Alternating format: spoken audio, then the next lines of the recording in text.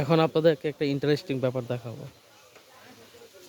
পাহাড়ে নেটওয়ার্ক থাকে না, ঝর্ণার পারে, তারপরে এরকম পাড়াতে ওই ঝর্ণার আওয়াজে থাকা একটা অনুভূতি আলাদা। কিন্তু এটার মাঝেও আবার অনেকে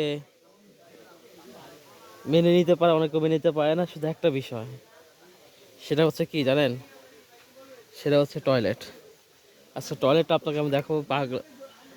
পাহাড়ি লোকাল টয়লেট, ওই আম গাছ, টয়লেট করতে যায় আম গাছ,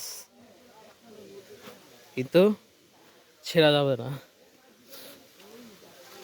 এই যে গাছ, আম গাছ, আম।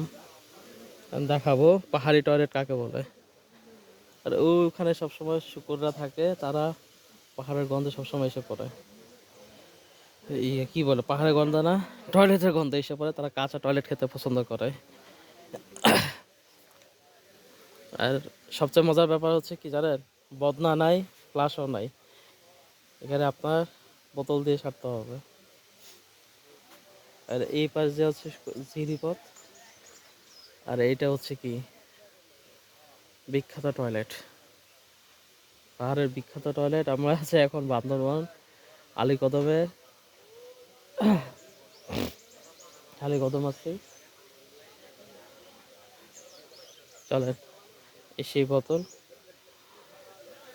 উপর দিয়ে দেখায়।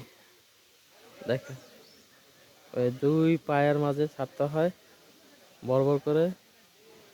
আর হচ্ছে কি বোতল।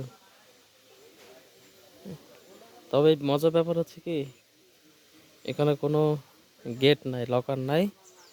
জাস্ট এইভাবে করে ঢুকতে হয়, ঢুকে কি এইভাবে বসতে ছাড়তে হয়। ওই দেখেন শুকুর এসে গেছে গন্ধে, সারা যন্ত্রণা রে। এই দেখেন, দেখছেন? এখানে বসে এইভাবে ছাড়তে হয়। তো পাহাড়ে এসে কিন্তু আপনার এই টয়লেটটাই আপনার জন্য একটু সমস্যা হবে। থাকা খাওয়া কোনো সমস্যা নাই, শুধু মাইনাস করবেন আর শান্তি। ওই যে ঝিরিপথ, প্রিয় পাড়া, আম গাছ,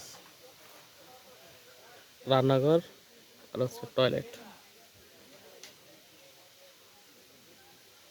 টয়লেট আমরা ছিলাম, বিকালে ছিলাম এই পাশটায়, রাতে ছিলাম ওই পাশটা। প্রিয় টয়লেট। আর বিভিন্ন থানসিতে তো আপনার টয়লেট অবস্থা আরও বাজে থাকে। আলীকদম তো তার চেয়ে এটা একটু ঢাকা দেওয়া। থানসিতে তো পিছনে ফাঁকাই থাকে।